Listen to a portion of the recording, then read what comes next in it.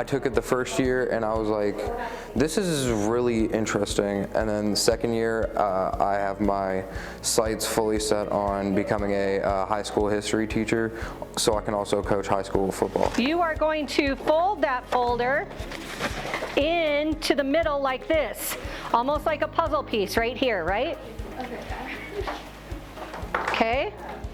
I think this class just now has showed me like the ways I like to learn. I'm not a visual learner. I like to be kinesthetic, hands-on, and that's just how it would be in the future for me. So now I know that, and I didn't know that until I got into this class.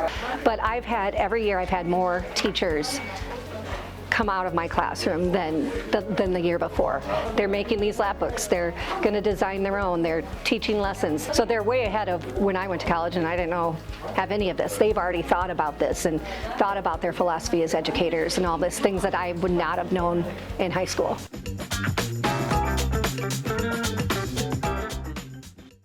We start them off in learning CAD, right?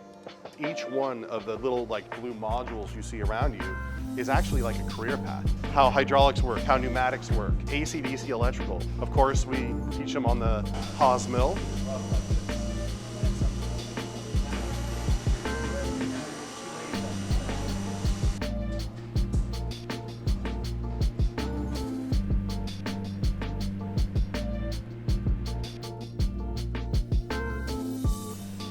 The thought that you could take something that went from your brain to a physical piece that you cut out of aluminum and brought into the world, and it's one of one. It's your idea, it's your thought, your design. That to me, that's the coolest thing on earth.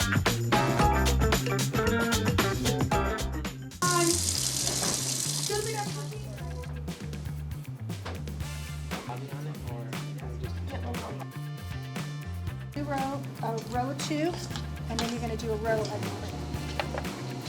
We don't just focus on the culinary skills here, we also focus on workplace skills. So teamwork, communication, timeliness, workplace ethics.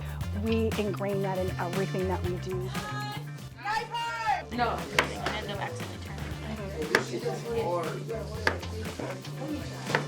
Personally, I love the atmosphere. The kitchen, it kind of forces me out of my shell and it has me communicating because it's one of the vital skills. They don't necessarily have to have the shiniest, prettiest, brand new commercial kitchen. Those critical thinking skills that they develop of problem solving, they'll be able to be successful, doesn't matter where. So here at Bonanza High School at our construction program, we have dog houses for sale and we have sheds for sale. We build them custom size, but to start we always build like one size. For example, right now we have a 5x8 and a 5x9 shed that are already sold and we're shipping out soon. And then we have 3 different sizes of dog houses. We have a small, medium, and large. We sell our small dog houses for $150 each, our medium for $250, and our large for $350. Mr. Schler is probably one of the best teachers here at the school. He's really inspirational. You can see him helping one of our students here fixing a window. I love seeing the kids smile. Like I love to see, like, especially if they're on a bad day, then all of a sudden they come in like, oh, I finished this or this, and they're smiling. Like, to me, it benefits me. You know, it benefits me. Just my mindset knows that like I did my job that day, and I can go home and sleep well.